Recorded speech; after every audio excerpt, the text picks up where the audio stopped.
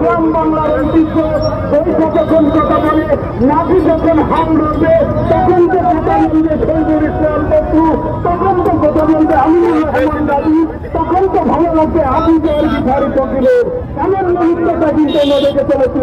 ও ভাই আপনাদের বারবার বলছি ছাতা যদি দিতে হয় তাহলে গাছের নিচে এসে দেখেন। এত শৌখিন ভাবে আপনাদের লেখার দরকার নেই ভাই, আপনাদের এত শৌখিন ভাবে লেখার দরকার নেই। বারবার বলার পরে আপনারা সেই ছাতিটা ফোটাচ্ছেন।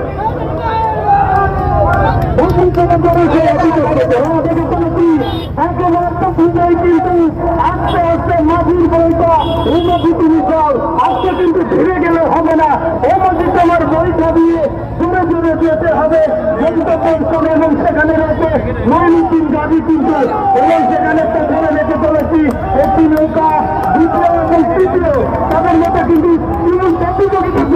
প্রতিযোগিতা একটু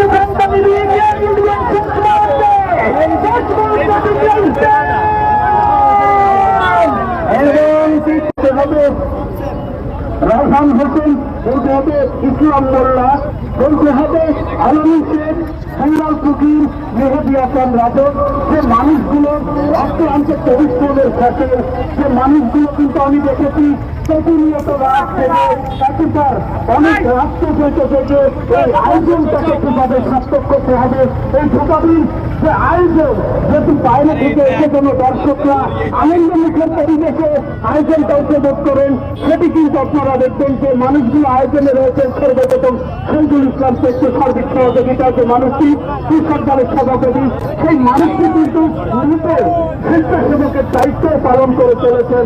এখনো কিন্তু মঞ্চে আসছেন হয়তো বা 10 থেকে 15 সেকেন্ড থাকতেন, তারপরে কিন্তু সকল দর্শক সহ নৌকা ভাইদের কাছে মাঝি ভাইদের কাছে গিয়ে তাদেরকে বিস্তৃত ঘোষণা দিয়ে চলেছেন।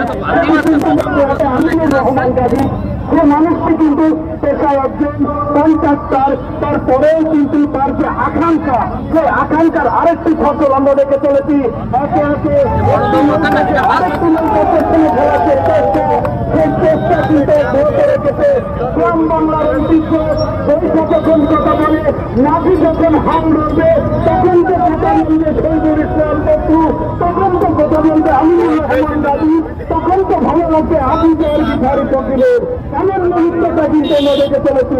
ও ভাই আপনাদের বারবার বলছি ছাতা যদি দিতে হয় তাহলে গাছের নিচে এসে দেখেন। এত শৌখিন ভাবে আপনাদের লেখার দরকার নেই ভাই, আপনাদের এত শৌখিন ভাবে লেখার দরকার নেই। বারবার বলার পরে আপনারা সেই ছাতিটা ফোটাচ্ছেন। কিন্তু আস্তে আস্তে মাঝির বইটা উন্নতি তুমি চাও, আজকে কিন্তু ফিরে গেলে হবে না। ও মাঝি তোমার বইটা দিয়ে জোরে জোরে যেতে হবে এবং সেখানে রয়েছে ময়নুদ্দিন গাজী কিন্তু এবং সেখানে একটা ধরে রেখে চলেছি একটি নৌকা দ্বিতীয় এবং তৃতীয় তাদের মধ্যে কিন্তু প্রতিযোগিতা একটু